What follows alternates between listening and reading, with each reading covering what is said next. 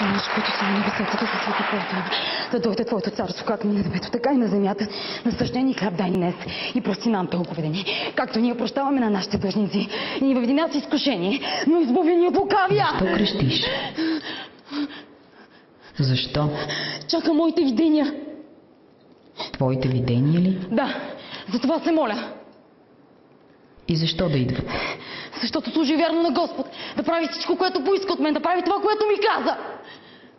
Господ е искал нещо от теб. Да, много неща. Значи Господ ти е казал, имам нужда от теб, Жана. Не, но ми изпрати знамения. Какви знамения? Вятърът. Вятър. И звънящите облаци. Звънящи облаци. Танцът. Танцът. Танцът. Танцът. Мечът, който намери полето, това беше знак. Не, това беше меч в полето. Напротив, беше знак. Не, това беше меч в полето. Това беше знак. Мечът не се е появил там от никъде. Той не е отишъл сам там. Така е. Но всяко събитие може да има безброй причини. Има много начини, по които един меч може да се озове в полето. И от безбройните възможности ти избра точно тази. Ти не си видяла какво е било, Жана. Видяла си това, което искаш.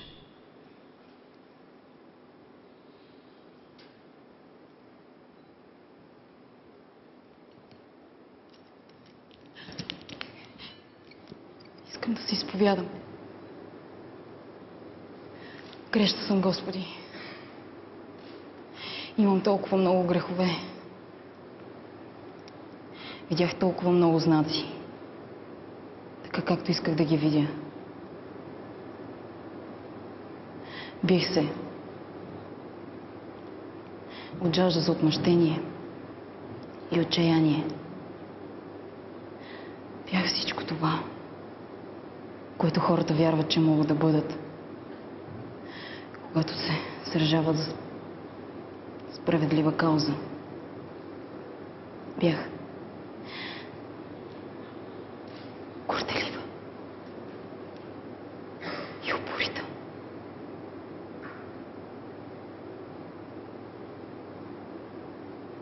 Готова ли си, Жана?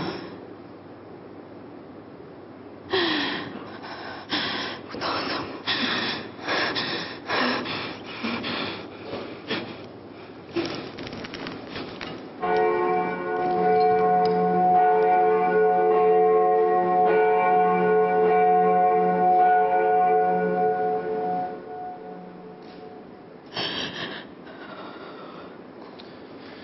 Вашата аплодисменти, Диана.